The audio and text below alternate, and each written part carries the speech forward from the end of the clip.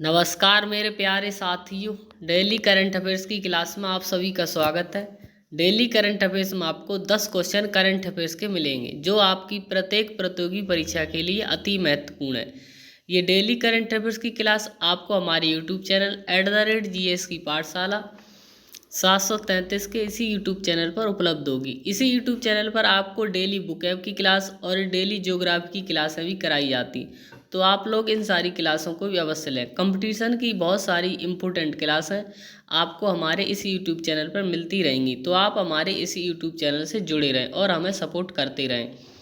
आप लोग जो है हमें सपोर्ट नहीं कर रहे, इस वजह से काफ़ी हमें बुरा लगता है। आप लोगों से निवेदन है हमें सपोर्ट करते रहें, तो हम आपके लिए अच्छा करंट अफेयर्स और भी बहुत सारा कंटेंट लाते रहेंगे। ठीक है, बस आपसे यही निवेदन है। चलिए आज की इस करंट अफेयर्स की क्लास की शुरुआत करते। पहला क्वेश्चन है, हाल ही में नीरज चोपड़ा ने एशियन गेम्स में कौन सा मेडल जीता है?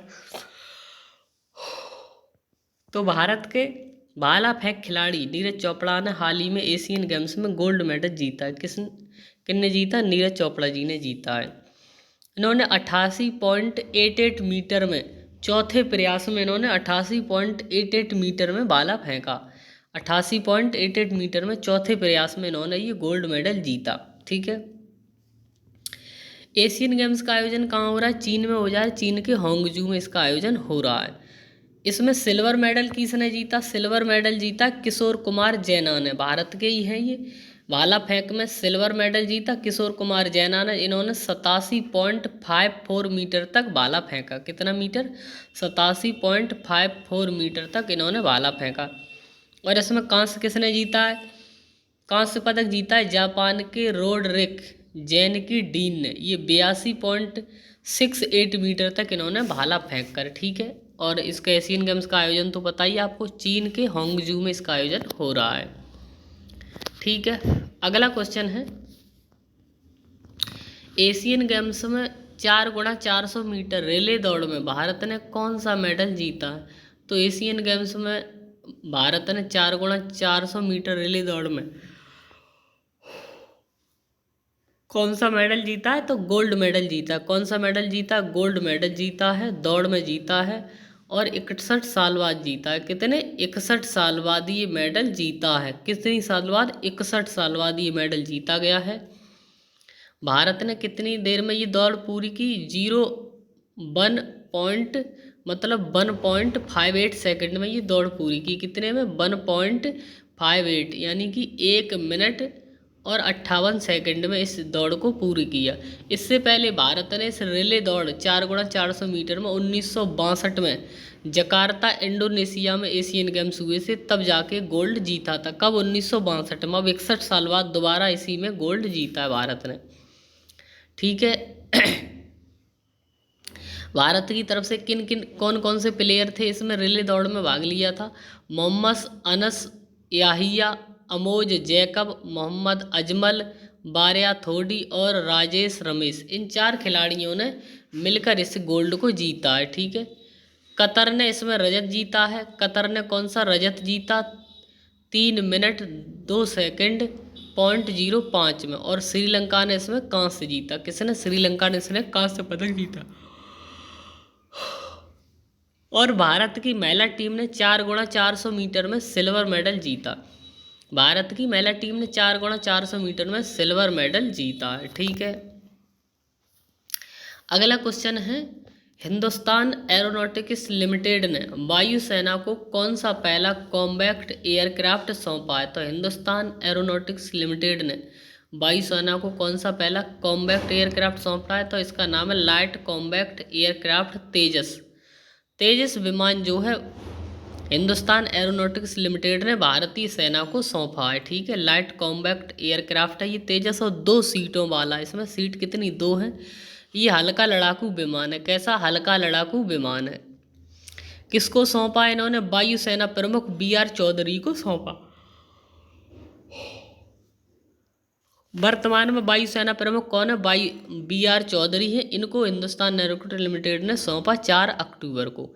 हिंदुस्तान एरोनॉटिक्स लिमिटेड का हेडक्वार्टर कहाँ? बेंगलुरु में। कहाँ पर है? बेंगलुरु में है। और ये वायुसेना से संबंधित और अंतरिक्ष से संबंधित जितने भी हैं उन्हीं का ये निर्माण करती है। ठीक है, अगला क्वेश्चन है, हाल ही में किसे डेलॉयट का वरिष्ठ सलाहकार नियुक्त किया गया है? तो डेलॉयट का वरिष्ठ सलाहकार नियुक्त किया गया आदित्य पुरी को। किसको? आदित्य पुरी को डेलॉयट का वरिष्ठ सलाहकार नियुक्त किया गया है। डेलॉयट जो है टॉचे तोमासु इंडिया एलएलपी इसका पूरा नाम है। ठीक है, आदित्य पुरी की अगर हम बात करें तो आदित्य पुरी पूर्व में एचडीएफसी बैंक के एमडी एंड सीईओ रह चुके हैं। आदित्य पुरी पूर्व में एचडीएफसी बैंक के एमडी एंड सीईओ रह चुके हैं और इनका जन्म पंजाब के गुरदासपुर में हुआ था। आदित्य पुरी का जन्म कहाँ हुआ? पंजाब के गुरदासपुर में हुआ था। ठीक है, डेलॉयट क्या है? ये डेलॉयट जो है दुनिया में राजस्व और पेशेवरों की संख्या के हिसाब से सबसे बड़ा पेशेवर सेवा नेटवर्क है डेलॉयट। डेलॉयट क्या है? डेलॉयट दुनिया में राजस्व और पेशेवरों की संख्या के हिसाब से सबसे बड़ा पेशेवर सेवा नेटवर्क है डेलॉयट। ठीक, नंबर 5 है, हाल ही में चौथे EMRS राष्ट्रीय सांस्कृतिक और साहित्यिक उत्सव एवं कला उत्सव का उद्घाटन किसने किया है? तो चौथे EMRS राष्ट्रीय सांस्कृतिक और साहित्यिक उत्सव एवं कला उत्सव का उद्घाटन किसने किया? अर्जुन मुंडा ने किया है। ये केंद्रीय जनजाति मंत्री हैं। अर्जुन मुंडा कौन है? केंद्रीय जनजाति मंत्री हैं। इन्होंने उसका उद्घाटन किया और इसका उद्घाटन कहाँ पर किया? देहरादून के, उत्तराखंड के देहरादून में। उत्तराखंड की राजधानी भी देहरादून है, तो उत्तराखंड के देहरादून में इन्होंने उद्घाटन किया। और वहाँ पर उपस्थित कौन रहे? उत्तराखंड के मुख्यमंत्री पुष्कर सिंह धामी। उत्तराखंड के मुख्यमंत्री पुष्कर सिंह धामी भी वहाँ पर उपस्थित रहे। 3 अक्टूबर को इसका उद्घाटन किया गया। ठीक है, इसको आयोजनकर्ता कौन है?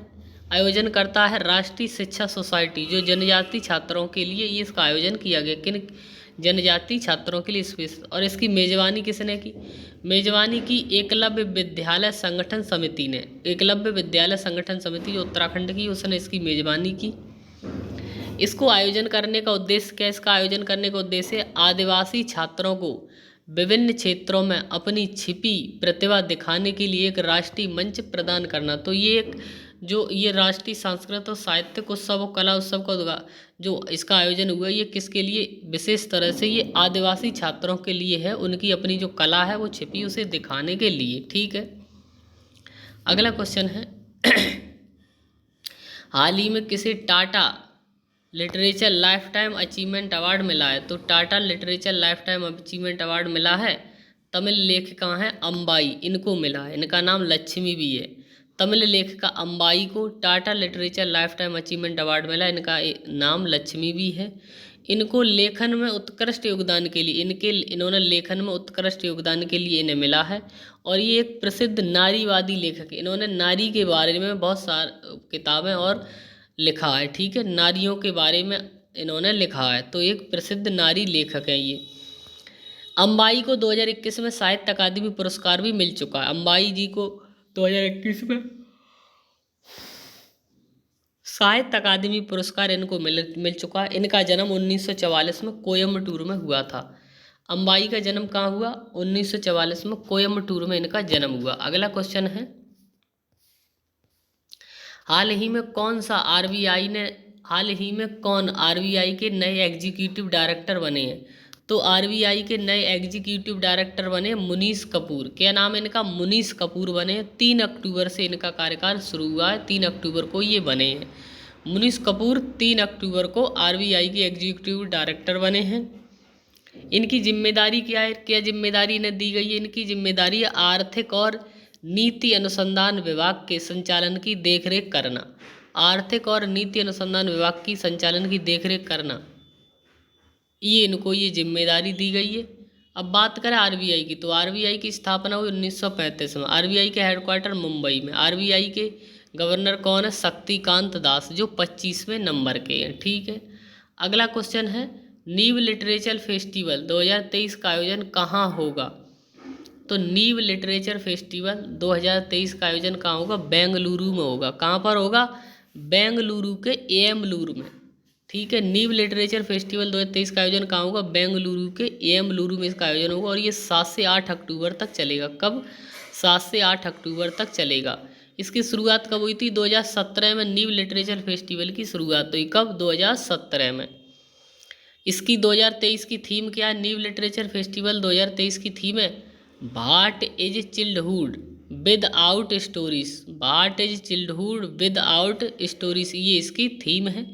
इसका उद्देश्य क्या है? इसका उद्देश्य मीडिया के अन्य रूपों को उजागर करके अपने क्षितिज को व्यापक बनाना है। और ये नीव लिटरेचर फेस्टिवल विशेष तौर से बच्चों के लिए आयोजित किया जाता है, बच्चे इसमें भाग लेते हैं। ठीक है, बच्चे इसमें भाग लेते हैं। अगला क्वेश्चन है हाल ही में कहाँ पर लिथियम का भंडार मिला है? तो हाल ही में लिथियम का भंडार कहाँ पर मिला है? तो हाल ही में लिथियम का भंडार मिला है झारखंड में, और झारखंड के कोडरमा और गिरिडीह स्थान पर। कहाँ पर?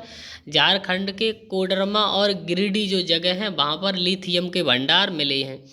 और इकोनॉमिक टाइम्स की ये रिपोर्ट के अनुसार, इकोनॉमिक टाइम्स की एक रिपोर्ट आई, उसके अनुसार ये कहा गया है। ठीक है, और राष्ट्रीय खनिज अन्वेषण ट्रस्ट ने इसको खोजा है। राष्ट्रीय खनिज अन्वेषण ट्रस्ट ने इसको खोजा है। और इससे पहले लिथियम के भंडार कहाँ पर मिले थे? इससे पहले लिथियम के भंडार जम्मू एंड कश्मीर के रियासी जिले में भी मिल चुके हैं। इससे पहले लिथियम के भंडार जम्मू कश्मीर के रियासी जिले में भी मिल चुके हैं। ठीक है, झारखंड की राजधानी रांची है और झारखंड के मुख्यमंत्री कौन है? हेमंत सोरेन। अगला क्वेश्चन और अंतिम क्वेश्चन इस क्लास का है हाल ही में WHO द्वारा अनुशंसित malaria vaccine R21 matrix M का निर्माण करता कौन है? तो WHO द्वारा अनुशंसित malaria vaccine R21 matrix M का निर्माता कौन है? तो इसका निर्माण किया है serum institute of India Pune ने। किसने निर्माण किया है? Oxford serum institute of India Pune ने इसका निर्माण किया है। सीरम इंस्टीट्यूट के ये कहाँ पर है? महाराष्ट्र के पुणे शहर में। ठीक है, मलेरिया की ये दूसरी वैक्सीन को मंजूरी मिली है। मलेरिया की दूसरी वैक्सीन को मंजूरी मिली है।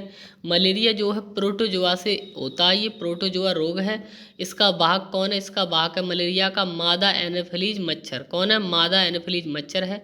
मलेरिया की दवा कुनैन होती है और ये किससे बनती है? सिनकोना वृक्ष से बनाई जाती है। मलेरिया की दवा सिनकोना वृक्ष से बनाई जाती है जो कुनैन होती है। ठीक है, तो डेली करंट अफेयर्स के ये 10 क्वेश्चन की क्लास यहीं पर समाप्त होती है। ये डेली करंट अफेयर्स की क्लास आपको हमारे यूट्यूब चैनल @GS की पाठशाला 733 पर रोजाना सुबह 6 से 7 बजे के बीच कराई जाती है। और ये रिकॉर्डेड क्लास होती है। काफ़ी अच्छी लेवल के क्वेश्चन जो हम इस करंट अफेयर्स में कराते हैं। तो आप सभी लोग इस करंट अफेयर्स की क्लास को अवश्य लें और हमें ज़्यादा से ज़्यादा सपोर्ट करें। आपके सपोर्ट की हमें बहुत ही ज़्यादा आवश्यकता है, क्योंकि हम काफ़ी समय से क्लासें अपलोड कर रहे हैं और per day time to time class लेकर आ रहे हैं, लेकिन आप लोग हमें सपोर्ट नहीं कर रहे। इस वजह से हमें जो है काफ़ी परेशानी हो रही है और डिप्रेशन का सामना भी करना पड़ रहा है। तो आप लोगों से बस निवेदन है कि आप लोग हमें सपोर्ट करें, चैनल को सब्सक्राइब करें, ज़्यादा से ज़्यादा वीडियो को शेयर करें, लाइक करें और एक प्यारा सा कमेंट करें, जिससे हमें मोटिवेशन मिलता रहे और हम आपके लिए ऐसी क्लासें लाते रहें। ठीक है, इसी यूट्यूब चैनल पर आपको डेली बुकैब की क्लास मिलेगी और ज्योग्राफी की क्लासें, पूरी ज्योग्राफी की क्लास हमने बहुत ही हाई लेवल की कराई है। कुछ क्लासें ज्योग्राफी की बची हुई हैं, वो भी आपकी टाइम टू टाइम कराई जा रही हैं। तो आप लोग जिस ज्योग्राफी की क्लास है, बुकैब की क्लास और करंट अफेयर्स की क्लासों को भी अवश्य लें। और कोई भी ट्रेंडिंग टॉपिक है उससे संबंधित भी क्लासें आपको इसी यूट्यूब चैनल पर मिलती रहेंगी। बस आप लोग हमें सपोर्ट करते रहें, आपके सपोर्ट की हमें बहुत ही ज़्यादा आवश्यकता है। ठीक है, चलिए आज की इस क्लास को यहीं पर समाप्त करते हैं। अगर आपको ये वीडियो अच्छा लगा है और हेल्पफुल लगा है तो आप इस वीडियो को लाइक करें, चैनल को सब्सक्राइब करें, वीडियो को ज़्यादा से ज़्यादा शेयर करें। धन्यवाद।